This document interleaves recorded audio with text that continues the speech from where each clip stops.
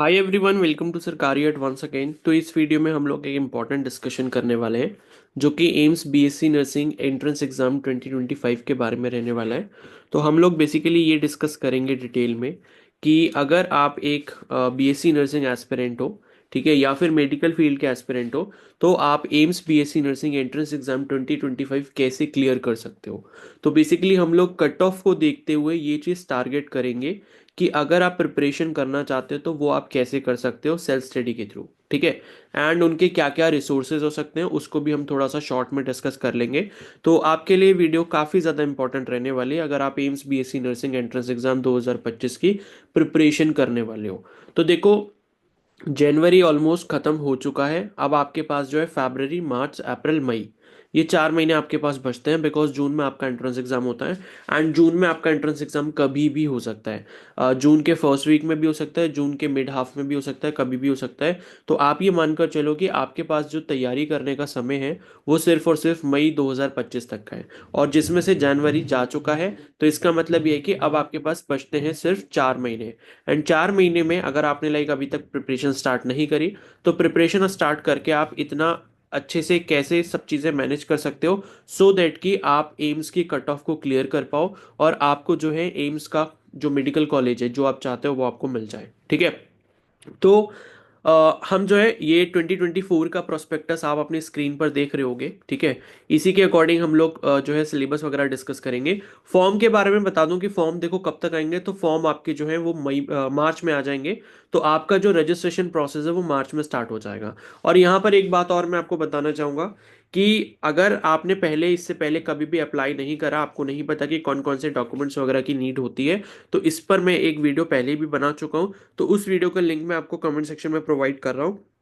उस वीडियो को इस वीडियो के बाद ज़रूर एक बार देख लेना। बिकॉज अगर आपके डॉक्यूमेंट्स कंप्लीट नहीं होंगे, आपको रजिस्ट्रेशन प्रोसेस के बारे में सारी चीज़ें नहीं पता होंगी, तो भी बहुत बड़ी दिक्कत है। पता चला आप प्रिपरेशन अच्छे से करके बैठे हो लेकिन आपका फॉर्म कंप्लीट नहीं हो पाया डॉक्यूमेंट्स की वजह से, तो वो डॉक्यूमेंट्स वगैरह सारी चीज़ें देख लेना एक बार, आपको क्लियर हो जाएगा, ठीक है।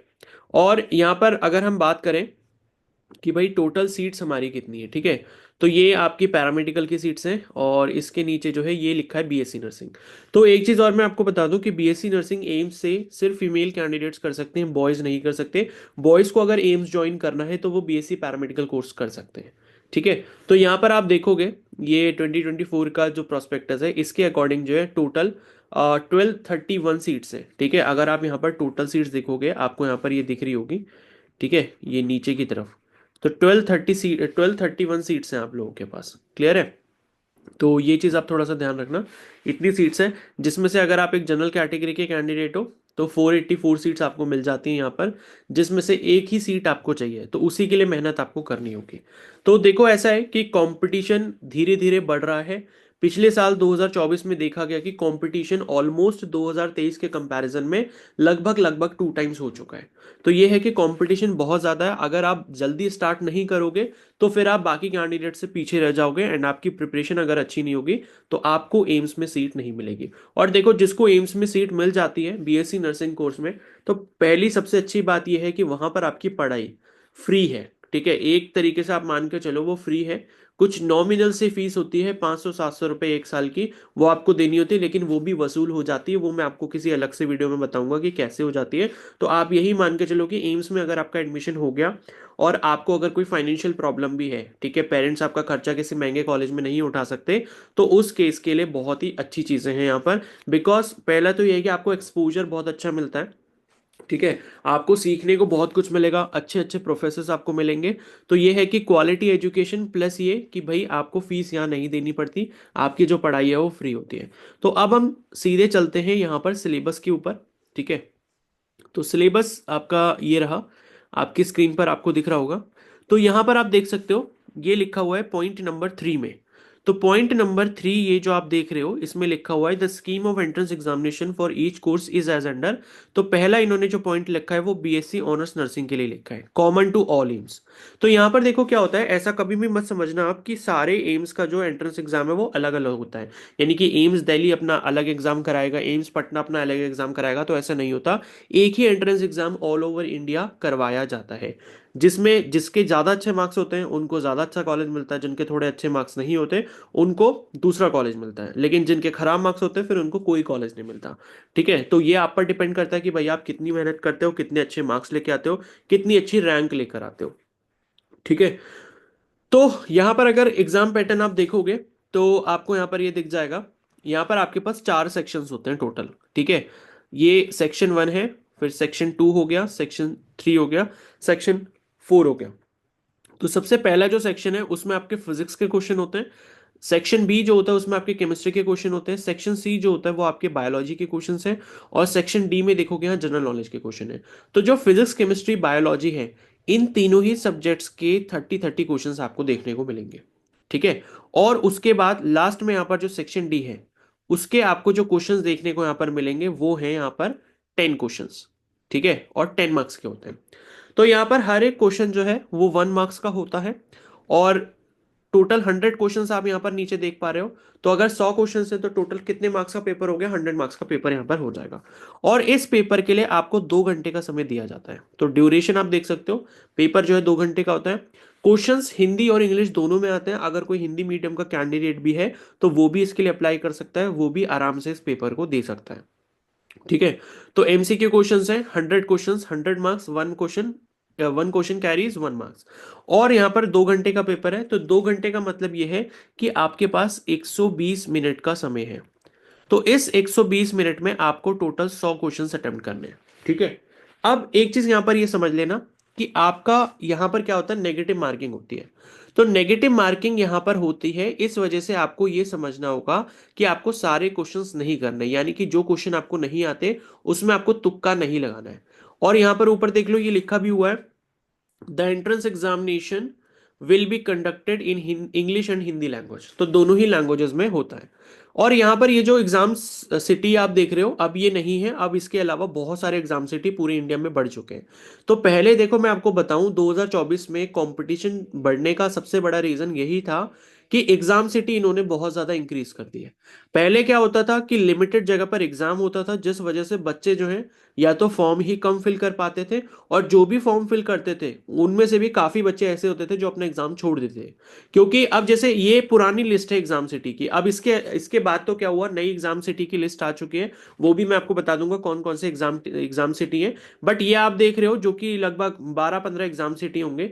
तो अगर कोई कैंडिडेट सपोज यहाँ पर जो है हिमाचल से बिलोंग करता है, तो हिमाचल प्रदेश का आपको कोई भी यहाँ पर एग्जाम सेंटर नहीं दिखेगा।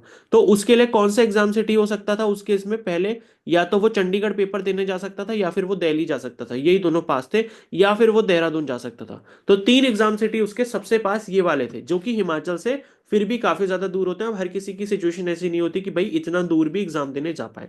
बट ये है कि इसके बाद लगभग इसके 3 टाइम्स जो है वो एग्जाम सिटी हो चुके हैं, जिसके बाद क्या होता है, अब हर कोई आसानी से पेपर दे देता है। एंड यही सबसे बड़ा रीजन है यहाँ पर कंपटीशन इतना ज्यादा बढ़ने का। ठीक है, तो अब आपको एक बात मैं बता दूं कि जो नेगेटिव मार्किंग होती है यहां पर वो -1/3 मार्क्स की होती है। ठीक है, यहां पर लिखा भी होगा नीचे कहीं पर, चेक कर लेते हैं। देखो यहां पर ये लिखा हुआ है, ये तो method of online seat allocation है, ये लिखा हुआ है। ठीक है, स्कीम ऑफ मार्किंग। तो ये आप देख सकते हो, इसमें लिखा है कि each correct response will get +1 mark और each incorrect response will get -1/3। यानी कि जब आप एक क्वेश्चन को सही करोगे तो आपको +1 मिलेगा, और जब आप किसी क्वेश्चन को गलत अटेम्प्ट करके आओगे तो आपके 0.33 मार्क्स जो है वो माइनस हो जाएंगे। ठीक है, तो कहने का मतलब ये है कि 3 क्वेश्चन अगर आप गलत कर देते हो तो आपका 1 नंबर कट जाएगा, यानी कि जो 1 नंबर आपको मिला हुआ था उसमें से वो 1 नंबर आपका चला जाएगा। ठीक है, तो ये चीज आपने हमेशा ध्यान रखनी है कि एम्स बीएससी नर्सिंग का अगर आप एंट्रेंस एग्जाम दे रहे हो तो आपको गलत क्वेश्चंस अटेम्प्ट नहीं करने, बिल्कुल भी नहीं करने। क्योंकि कुछ बच्चों के पास ये सोचो, सीट आते आते जो है इस 0.33 मार्क्स से रह जाती है। कई बार मैंने ऐसा देखा है कैंडिडेट्स के साथ कि भाई 0.33 मार्क्स की वजह से उनकी जो गवर्नमेंट सीट होती है वो रह जाती है। तो मैं आपको ये मतलब सिंपल भाषा में ये बता रहा हूं कि भाई आपको गलत क्वेश्चंस बिल्कुल भी अटेम्प्ट नहीं करने हैं। ठीक है, मतलब किसी को ऐसा लगता है कि भाई मेरे को ये आंसर सही लग रहा है, इस पे तुक्का लगा देता हूं, तो भाई वो काम मत करो। आप जितने आपके मार्क्स आ रहे हैं आप उतने सेफ रखो। ठीक है। और इसके अलावा एक बहुत ही इंपॉर्टेंट चीज है कि भाई 100 मार्क्स का आपका पेपर है। ठीक है। तो इसमें से ये जो आप ग्रीन कलर से हाईलाइटेड ये लाइन आप जो देख रहे हो पॉइंट नंबर बी में, इसमें लिखा हुआ है the cut off in qualifying marks for admission is required in entrance test for all BSc courses shall be 50% for UR या EWS, 45% for OBC and 40% for SC and ST। अब इस line का मतलब आप अच्छे से समझ लो। इसका मतलब यह है कि अगर आप जनरल या फिर EWS कैटेगरी के कैंडिडेट हो तो आपको एग्जाम में 50% मार्क्स कम से कम लेकर आने पड़ेंगे इस एग्जाम को क्वालिफाई करने के लिए। अब देखो, एग्जाम को क्वालिफाई करने का मतलब ये कभी भी नहीं होता कि आपको सीट मिल जाएगी। एग्जाम क्वालिफाई करने का मतलब ये होता है कि एग्जाम देने के बाद आप क्वालिफाई हो चुके हो काउंसलिंग प्रोसेस में एंटर होने के लिए। अब सीट मिले या ना मिले ये आपकी किस्मत है, क्योंकि जितना ज्यादा कंपटीशन होगा कट ऑफ उतनी ऊपर जाएगी। ठीक है। तो 50% मार्क्स का मतलब क्या हो गया कि 100 नंबर का अगर पेपर आपका है तो उसमें से 50 नंबर आपको कम से कम लेकर आने ही होंगे। अगर 50 से कम आपके मार्क्स आते हैं तो आप काउंसलिंग में भी पार्टिसिपेट नहीं कर पाओगे, आपकी कहानी वहीं पर खत्म हो जाएगी। इसी तरीके से अगर आप ओबीसी कैटेगरी की कैंडिडेट हो तो उस केस में आपको 45% मार्क्स चाहिए, यानी कि अगर 100 मार्क्स का पेपर यहां हो रहा है तो आपको 45 मार्क्स लेकर आने होंगे। और इसी तरीके से अगर आप एससी या फिर एसटी कैंडिडेट हो तो आपको यहां पर 40% मार्क्स लेके आने हैं। अगर 100 नंबर का पेपर है तो 40 नंबर आपको मिनिमम लेकर आने ही होंगे। जब आप इतने मार्क्स लेकर आते हो मिनिमम अपनी कैटेगरी के अकॉर्डिंग, तभी आप काउंसलिंग प्रोसेस में एंटर हो पाओगे। काउंसलिंग प्रोसेस में एंटर होने का मतलब है कि सीट लेने के लायक आप बन चुके हो। ठीक है। अब सीट मिलेगी नहीं मिलेगी वो कंपटीशन पे डिपेंड करता है। ठीक है। तो एक चीज यहां पर और मैं आपको बता दूं, देखो बहुत सारे बच्चों को ईडब्ल्यूएस के बारे में नहीं पता होता है। ईडब्ल्यूएस का मतलब होता है इकोनॉमिकली वीकर सेक्शन। ठीक है। और ये उन्हीं कैंडिडेट्स के लिए होता है जो जनरल कैटेगरी में आते हैं, जिनके पास ओबीसी एससी एसटी का कोई रिजर्वेशन नहीं है। तो यहां पर आप एक अच्छे से बात ये समझ लो कि अगर जनरल कैटेगरी के कैंडिडेट आप हो, यूआर या अनरिजर्व्ड कैटेगरी में अगर आप आते हो, तो आप ये पूरी कोशिश करें कि आप अपने ईडब्ल्यूएस सर्टिफिकेट जरूर बना लें, क्योंकि उससे क्या होता है उसकी कट ऑफ कम जाती है, उसका बेनिफिट आपको यहां पर मिलता है। यानी कि कम नंबर पे भी आपको अच्छा कॉलेज मिल सकता है अगर आप ईडब्ल्यूएस का सर्टिफिकेट बना लेते हो। तो ये चीज आपको समझनी होगी। ठीक है। अब यहां पर हम सेफ स्कोर की एक बार बात कर लेते हैं, फिर थोड़ा मैं सिलेबस पर आता हूं कि पढ़ना कैसे। ठीक है। तो देखो, यहां पर ये तो मिनिमम क्वालिफाइंग मार्क्स हो गया, इससे कोई भी दूर दूर तक रिश्ता नहीं है आपके सीट मिलने का कि भाई 50 नंबर आ जाएंगे तो सीट कंफर्म, ऐसा कुछ भी नहीं है। अब मैं आपको मिनिमम क्वालिफाइंग मार्क्स अगर कैटेगरी वाइज बताऊं, ठीक है, तो अगर आप यहां पर जनरल कैटेगरी में आते हो, जनरल कैटेगरी के कैंडिडेट हो या ईडब्ल्यूएस कैटेगरी के कैंडिडेट हो, तो आप ये मान के चलो कि आपको यहां पर मिनिमम जो है 65 प्लस मार्क्स लेकर आने होंगे। जब आप 65 या उससे ऊपर मार्क्स लेकर आओगे और आप जनरल कैटेगरी या ईडब्ल्यूएस कैटेगरी में हो, तो आप सोच सकते हो कि भाई आपकी सीट कंफर्म है, आपको सीट मिल जाएगी एम्स में। अब कौन से एम्स में मिलेगी ये बताना किसी के लिए भी इम्पॉसिबल है। ठीक है। तो जैसे बहुत ही अच्छा एम्स चाहिए, जैसे बहुत अच्छे एम्स कौन कौन से हैं, एक तो एम्स दिल्ली हो गया, एम्स जोधपुर हो गया, एम्स भोपाल हो गया, एम्स पटना हो गया, एम्स भुवनेश्वर हो गया। ठीक है। ये सारे आपके अच्छे एम्स हैं। तो इसमें अगर आपको एडमिशन चाहिए तो आप 70 के आसपास जब नंबर लेके आओगे तब आपको कहीं पर मिलेगा। क्योंकि यहां पर क्या होता है, 0.33 मार्क्स से जो है, मतलब एक एक हजार के बच्चों का डिफरेंस होता है, मतलब एक एक हजार की रैंक का डिफरेंस हो जाता है, मतलब 0.33 मार्क्स से, तो बहुत ज्यादा कंपटीशन है। ठीक है। तो अगर आपको अच्छा कॉलेज चाहिए तो आपका टारगेट इस एग्जाम में होना चाहिए 70 प्लस मार्क्स। और एम्स दिल्ली वगैरह अगर आपको चाहिए तो भाई जनरल कैटेगरी में अगर आप हो या ईडब्ल्यूएस में हो तो आप 75 के आसपास कहीं नंबर लेके आओगे तब जाके आपको एम्स दिल्ली मिलेगा, जो कि इंडिया का one of the best college है। ठीक है। अब बात करें हम ओबीसी कैटेगरी की, तो ओबीसी कैटेगरी के लिए ये क्राइटेरिया हो जाता है 60 मार्क्स का। अगर आप 60 नंबर लेके आते हो या उससे ऊपर लेके आते हो और आप ओबीसी कैटेगरी में आते हो, तब आप मान के चल सकते हो कि आपकी एम्स में सीट कंफर्म है। और एस सी एस टी वाले कैंडिडेट्स के लिए आप ये मान के चलो कि अगर आपके कम से कम जो है 50 नंबर आ जाते हैं इस एग्जाम में, 100 में से 50 नंबर आ जाते हैं, तो आप ये मान सकते हो कि भाई आपको सीट मिल जाएगी। ठीक है। अब यहां देखो क्या होता है ना, काउंसलिंग प्रोसेस में बच्चों को कुछ पता नहीं चलता, बहुत दिक्कतें आती हैं। मतलब ये होता है कि उनके नंबर कम भी होते हैं, फिर भी अगर उनके चांसेस होते हैं सीट मिलने के लेकिन उनको नहीं मिल पाती, तो बहुत सारे ऐसे कंफ्यूजन होते हैं, तो आपको गाइड करने के लिए कोई भी नहीं होता। ठीक है। तो ये है कि भाई देखो, लास्ट ईयर में मैंने क्या करा था, एक गाइडेंस प्रोग्राम चालू किया था, एक काउंसलिंग प्रोग्राम मैंने चालू किया था, जिसमें मैंने सभी बच्चों को गाइड किया था कि भाई आप जो है कैसे अपने मार्क्स के बेसिस पर कैसे आप काउंसलिंग कर सकते हो, जिसकी वजह से आपको सीट यहाँ पर अलॉट हो जाए। तो ये सारे अगर आपको डाउट्स रहते हैं तो भाई इस साल भी मैं अपना काउंसलिंग प्रोग्राम स्टार्ट करूंगा। उसमें अगर किसी को एनरोल करना होगा तो उसके जो चार्जेस हैं वो 399 रुपीज रहेंगे, जो कि वन टाइम चार्ज होते हैं। तो इसको लेने के बाद जो है, इस प्रोग्राम में एनरोल करने के बाद आपको सारी काउंसलिंग की गाइडेंस वगैरह मिलेगी। तो फ्यूचर में जब ये एग्जाम वगैरह आपका होएगा, ठीक है, होने वाला होगा, तब मैं इस पर वीडियो अपलोड करूंगा, तब मैं आपको इस काउंसलिंग गाइडेंस प्रोग्राम के बारे में बता दूंगा। फिर भी अगर आपको पहले एनरोल करना हो या कुछ भी और इन्फॉर्मेशन चाहिए हो, तो मैं अपनी टेलीग्राम आईडी यहाँ पर मेंशन कर दे रहा हूँ, इस पर आप मेरे को कभी भी मैसेज कर सकते हो काउंसलिंग प्रोग्राम में अगर आपको एनरोल करना है। ठीक है, तो ये आप चाहो तो नोट डाउन करके रख सकते हो, फ्यूचर में आपको काम आएगी। चलो, अब हम बात करते हैं कि भाई प्रिपरेशन जो है वो आप यहाँ पर कैसे कर पाओगे। ये जो सिलेबस यहाँ पर दिया गया है फिजिक्स केमिस्ट्री बायो और जनरल नॉलेज का, तो पहली चीज आप ये समझो कि ये जो फिजिक्स केमिस्ट्री बायो दिया है ये कौन सी क्लास से आता है सिलेबस। तो ये जो फिजिक्स केमिस्ट्री बायो आपके तीन सब्जेक्ट होते हैं, ये आपका 11th और 12th दोनों ही क्लासेस का सिलेबस पूरा पूरा आता है एनसीईआरटी के अकॉर्डिंग। तो एनसीईआरटी में जो सिलेबस आपका दिया गया है 11th और 12th का, वो पूरा सिलेबस यहाँ पर पूछा जाता है। और फिजिक्स में खासकर मैं आपको बता दूं कि न्यूमेरिकल्स आते हैं यहाँ पर। आप कभी भी ये मत सोचना कि फिजिक्स का पेपर आसान होगा या फिर जो है थ्योरेटिकल पेपर आता है। फिजिक्स में यहाँ पर काफी न्यूमेरिकल आते हैं, केमिस्ट्री में भी न्यूमेरिकल आते हैं। इसका मतलब ये है कि आपकी प्रिपरेशन भी अच्छी होनी चाहिए। ठीक है। और ये जो देखो जनरल नॉलेज जो 10 नंबर की आती है, इसके लिए मैं नहीं मानता कि भाई आपको बहुत ज्यादा अपना टाइम वेस्ट करना चाहिए। ये जो 10 नंबर की आप जीके देख रहे हो, इस 10 नंबर की जीके में मैं आपको बता दूं कि 4 से 5 क्वेश्चंस जो होते हैं वो आपके सिंपल रीजनिंग के होते हैं।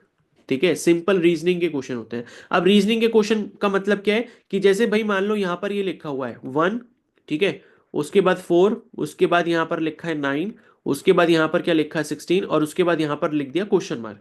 अब आपको यहां पर 4 ऑप्शन दे दिए इस तरीके से, ठीक है, कि भाई यहां पर जो है इसका आंसर क्या होगा। तो यहां पर मतलब ऐसे लिखा होगा 28 हो गया, 35 हो गया, 25 हो गया, या 50 हो गया। 4 ऑप्शन दिए होंगे, आपको टिक लगाना होगा।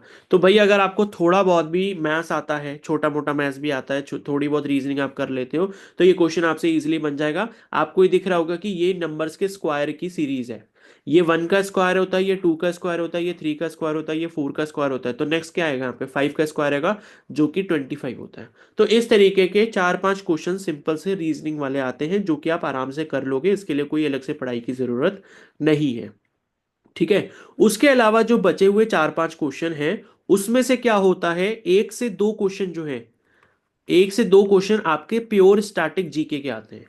स्टैटिक जीके का मतलब ये है, वो ये पूछ लेंगे कि भाई ये आप बताओ कि जो यूनिसेफ है, ठीक है, UNICEF, United nation international children emergency fund, इसका जो हेडक्वार्टर है, ठीक है, वो कहाँ पर है, कौन सी जगह पर है। ठीक है, ऐसे क्वेश्चन आपसे पूछ लेंगे। या ये पूछ लेंगे कि भाई यूनेस्को है, ठीक है, उसका हेडक्वार्टर कहाँ पर है। ठीक है, या ये पूछ लेंगे कि भाई यूनाइटेड नेशन ऑर्गेनाइजेशन जो है यूएनओ, तो ये कब स्टैब्लिश हुआ था, कौन से ईयर में होता। तो 1 से 2 क्वेश्चन जो है वो स्टैटिक जीके के होते हैं। बाकी 2 से 3 क्वेश्चन जो हो गए आपके, ये आपके होते हैं करंट अफेयर से। करंट अफेयर का मतलब ये है कि भाई 2025 में जो हाल फिलहाल चीजें हुई होंगी, ठीक है, 2025 में जैसे कि मतलब महाकुंभ से रिलेटेड कोई ये क्वेश्चन आ गया कि भाई जो महाकुंभ है, ठीक है, ये वाला जो महाकुंभ है ये कितने साल बाद हो रहा है। तो आपको पता होगा कि ये 144 ईयर्स वाला एक महाकुंभ है। ठीक है, या ये पूछ सकते हैं कि भाई महाकुंभ जो है ये कौन सी लोकेशन पर हो रहा है, तो प्रयागराज में हो रहा है। तो जो करंट अफेयर्स होते हैं, या फिर ये पूछ लेंगे कि 2025 में ये वाला नोबेल प्राइज किसको मिला, या फिर ये पूछ लेंगे कि मिस यूनिवर्स कौन था, ठीक है, मिस इंडिया कौन थी, मिसेस यूनिवर्स कौन था। तो थोड़ा बहुत करंट अफेयर आपका ठीक है, तो ये क्वेश्चन भी आप कर सकते हो। ठीक है। बट आप ये मान के चलो, कोई भी अगर ठीक ठाक स्टूडेंट है, पढ़ने में ठीक है अगर, ठीक है, तो आप जो है इसमें जो 10 क्वेश्चन होंगे जीके के, उसमें से कम 5 से 6 क्वेश्चन कर लोगे, और इतना काफी है। क्योंकि बाकी 3-4 क्वेश्चन के लिए अगर आप पूरा करंट अफेयर और ये सब जीके वीके पढ़ने जाओगे तो बहुत हैवी हो जाएगा। तो इतना नहीं करना। तो इसी सब्जेक्ट पर, जीके वाले पोर्शन पर आपको कोई ध्यान नहीं देना है। ठीक है। अब आपके पास मेन आता है फिजिक्स केमिस्ट्री और बायो। ठीक है। तो फिजिक्स, केमिस्ट्री और बायो, इन तीनों का जो टोटल है वो आपको पता है कि भाई 90 मार्क्स का है, क्योंकि तीनों से कितने कितने क्वेश्चंस आएंगे, 30 क्वेश्चंस आएंगे। अब आप एक चीज ये समझ लेना कि भाई मैं ये मानता हूं कि जीके में आपको कम से कम 5 नंबर यहां पर मिल जाएंगे, 10 में से 5 आप आराम से ले आओगे। ठीक है। और मैंने आपको बताया कि भाई अगर आप जनरल कैटेगरी, ईडब्ल्यूएस कैटेगरी में हो तो आपको भाई 65 तक टारगेट करना है अपना। तो कहने का मतलब यह है कि फिजिक्स, केमिस्ट्री, बायो तीनों के जो 90 नंबर है, इसमें से आपको 60 नंबर लेकर आने होंगे।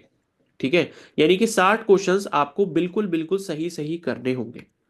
ठीक है। लेकिन मेहनत तो आपको उसी हिसाब से करनी पड़ेगी, 60 क्वेश्चन, क्योंकि 90 में से सही करने हैं, गलत भी नहीं करने, क्योंकि जितने गलत करोगे यहां पर उतने नेगेटिव में मार्क्स जाएंगे। तो 60 आपके बिल्कुल सही होने चाहिए, या फिर आप ऐसा समझ सकते हो कि भाई 65 या 67 क्वेश्चन जब आप सही करोगे, उन जीके के 5 क्वेश्चंस के अलावा 90 में से 65 67 क्वेश्चन सही करोगे, और उसमें से भी दो चार अगर गलत हो जाते हैं, तब जाके आपका 60+ स्कोर बनेगा यहाँ पे। मेन फैक्टर है यहां पर एक्यूरेसी का। मेन फैक्टर ये नहीं है कि भाई कितने क्वेश्चन आप सही, मतलब कितने क्वेश्चंस आप करते हो। मेन फैक्टर यहां पर ये है कि भाई कितने क्वेश्चन ज्यादा आप सही करते हो। ठीक है। सही क्वेश्चंस जो आप कर रहे हो वो कितने ज्यादा करते हो, बात ये मैटर करती है। ठीक है। तो आपको जो है 90 में से 65 67 आपको क्वेश्चंस करने होंगे, जिसमें से अगर दो चार गलत भी हो जाते हैं, तब आपके जो मार्क्स है टोटल 90 में से 60+ होंगे, और 5 नंबर जो है जीके वाले हो गए, तब जाके आपका कहीं 65+ यहां पर स्कोर बनेगा, और तब आप ये बोल पाओगे कॉन्फिडेंस के साथ कि भाई हाँ मेरी एम्स में अब सीट पक्की है।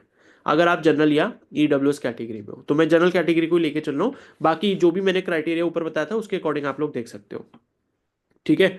तो ये आपको करना है। अब कोई कैंडिडेट यहां पर अगर ऐसा सोचता है कि भाई फिजिक्स तो मैं पढ़ूंगा ही नहीं, मैं पूरा पूरा फोकस यहाँ केमिस्ट्री और बायो पे लगा दूंगा, तो मेरा सिलेक्शन यहाँ हो जाएगा, तो अगर आप ऐसी सोच रखोगे तो आपका सिलेक्शन एम्स में कभी भी नहीं होगा।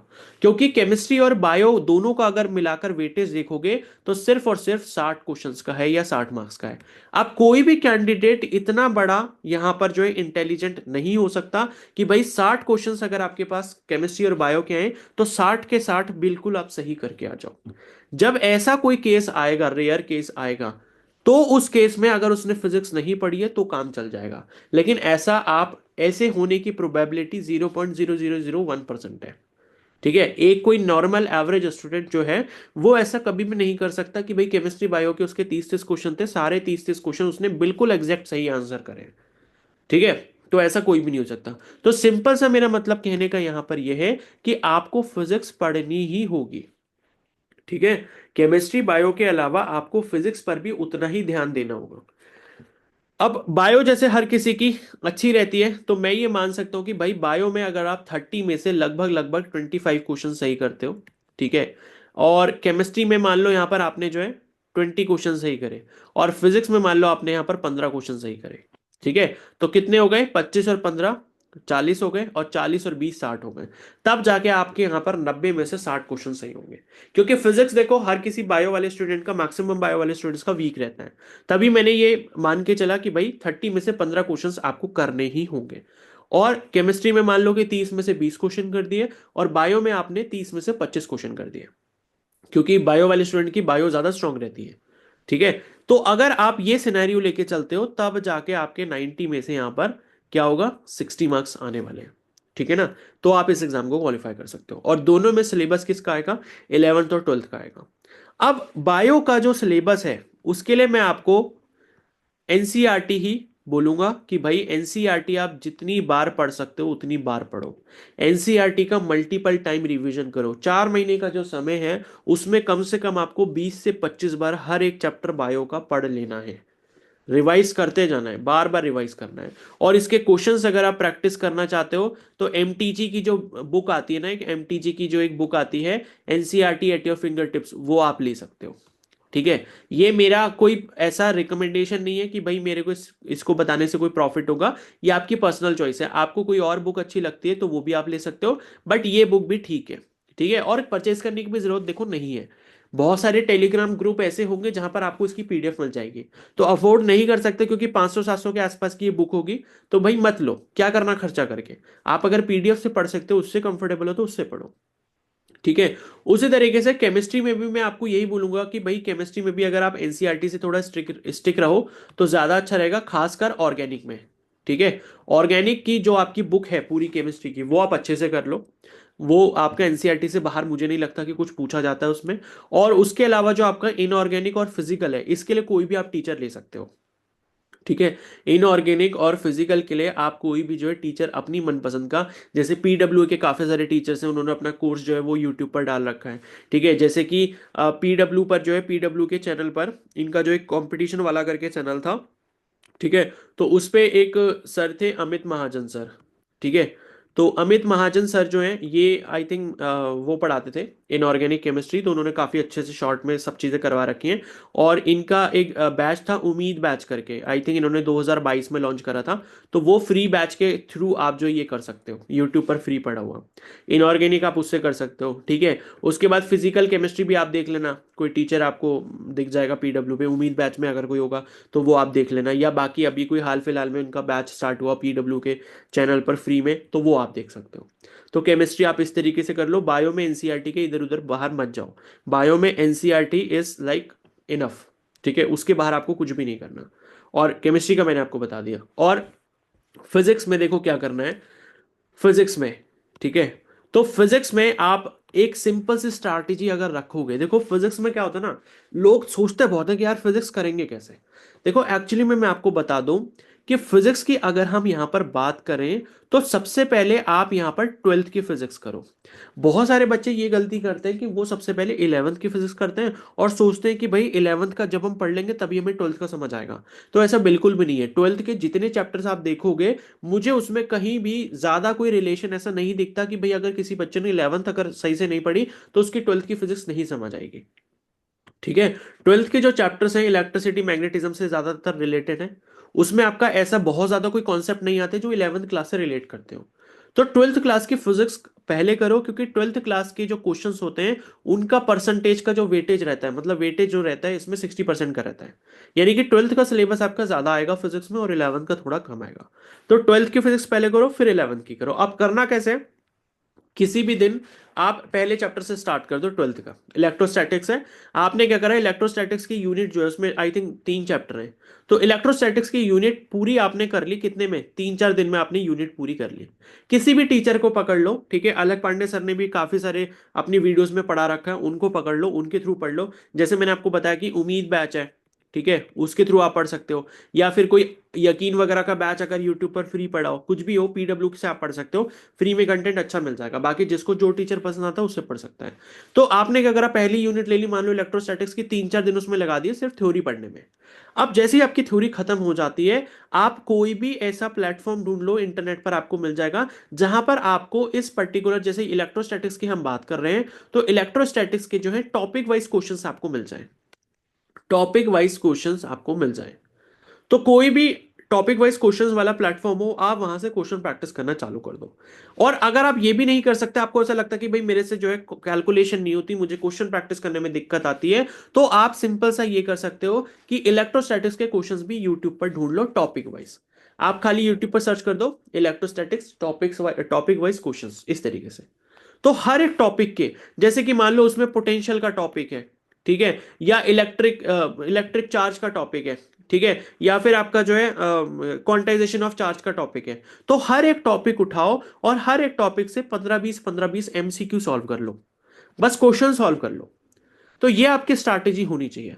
तो अगर आप ऐसा करते हो कि पहले आप एक यूनिट लेते हो, उसकी पहले थ्योरी पढ़ते हो, नोट्स थोड़ा सा बना लेते हो, ताकि फॉर्मूले वगैरह आप बाद में रिवाइज कर सको एग्जाम से पहले, और उसके बाद उसी पर्टिकुलर चैप्टर के टॉपिक वाइज क्वेश्चन अगर आप प्रैक्टिस करते हो, ठीक है, कि अगर इलेक्ट्रोस्टैटिक चैप्टर है तो उसमें क्वांटाइजेशन ऑफ चार्ज है, ठीक है, या फिर आपका जो है सुपरपोजिशन प्रिंसिपल है, कोई भी ऐसा टॉपिक है, तो जो टॉपिक आपको दिख रहा है उसमें जो जो एक एक टॉपिक दिख रहा है, उस टॉपिक को आप यूट्यूब पर डालो और उसके आगे लिख दो क्वेश्चन प्रैक्टिस, बस इतना कर लो।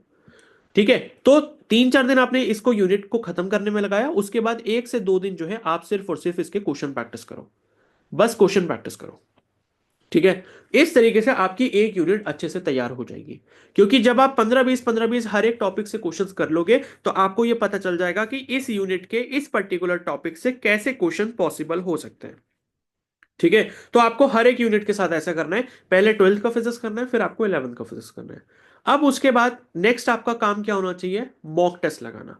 ठीक है, जब आपका पूरा सिलेबस हो जाता है, और मैं आपसे भाई यही बोलूंगा कि कोशिश आप ये करो कि मार्च 2025 तक आप अपना सिलेबस पूरा कर लो, मार्च 2025 तक, ताकि अप्रैल और मई में मॉक टेस्ट और रिवीजन का आपके पास टाइम हो।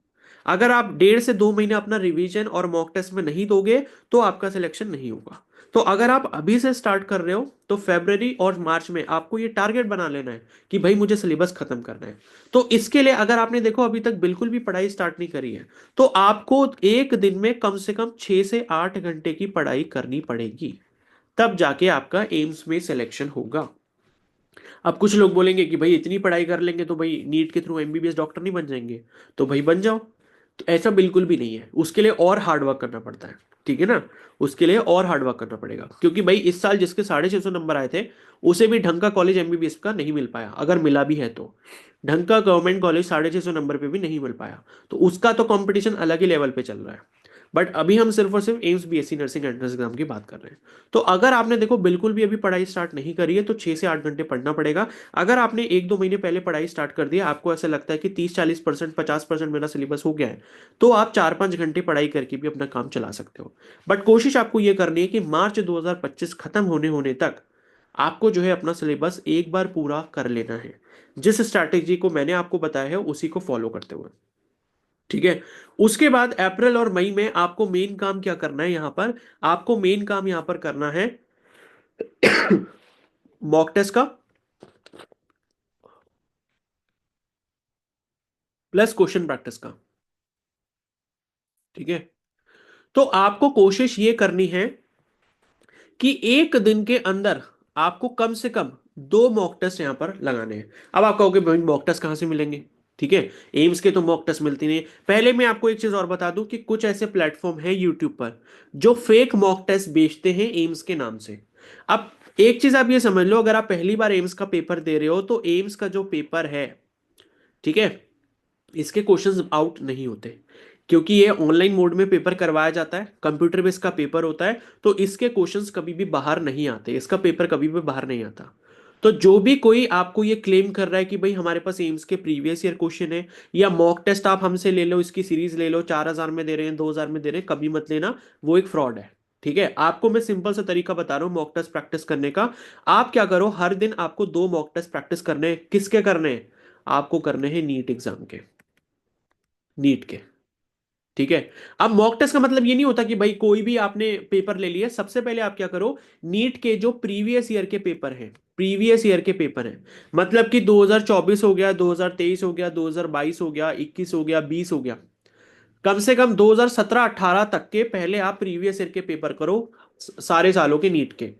ठीक है, 2017-18 से शुरू करते हुए, मतलब पहले 2024 का करो, फिर 23 का करो, ऐसे करते करते 2017-18 तक पहुंच जाओ। और हर एक दिन में कोशिश करो 2 कर लो। 2 नहीं कर पाते तो कम से कम एक मॉक टेस्ट का पेपर तो लगाना ही है।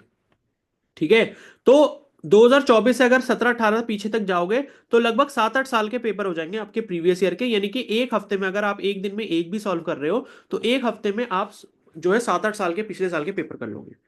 ठीक है, अब एक चीज यहां पर यह ध्यान रखना कि भाई मॉक टेस्ट करने का यह मतलब नहीं होता बिल्कुल भी कि आपने पेपर खोला और पेपर खोलने के बाद आपने जो है क्वेश्चन प्रैक्टिस करना चालू कर दिया, और उसके बाद बस अपने नंबर देखे कि भाई हाँ मेरे इतने नंबर आ रहे हैं, मान लो कि मेरे 720 में से कितने नंबर आ रहे हैं, मान लो मेरे 400 नंबर आ रहे हैं। आपने कहा चलो ठीक है अब नेक्स्ट वाले पर बढ़ते हैं, तो ऐसा कभी भी बिल्कुल मत करना।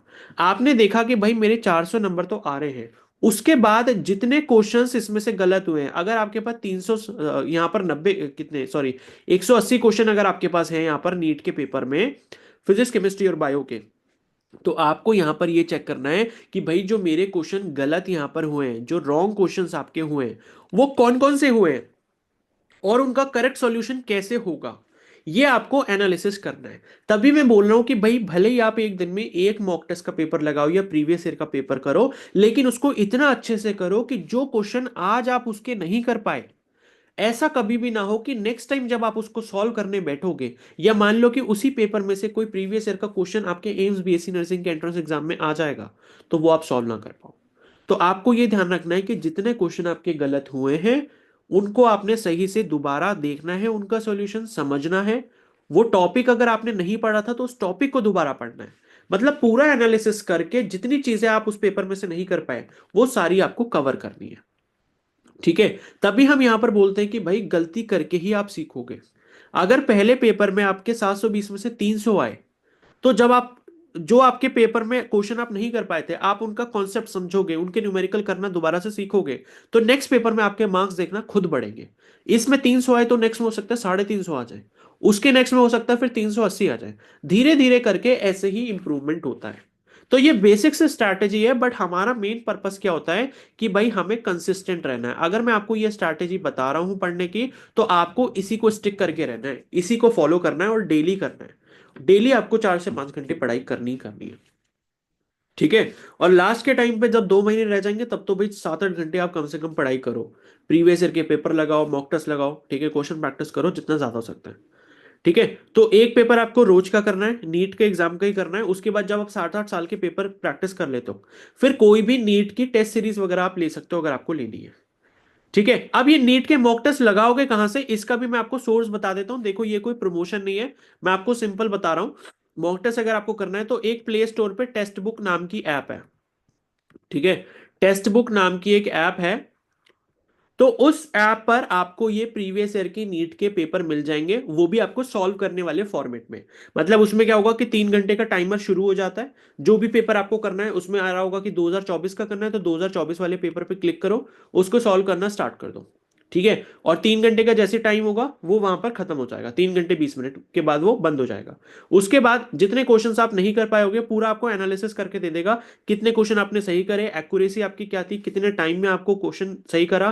ठीक है, कौन से क्वेश्चन पे आपने ज्यादा टाइम लगाया, कौन से आपके वीक एरियाज हैं, कौन से आपके स्ट्रॉन्ग एरियाज हैं, और जितने क्वेश्चन आप सही नहीं कर पाओगे उसमें उसके बाद उसके बाकी क्वेश्चंस के सॉल्यूशंस भी आपको उसी में मिल जाते हैं।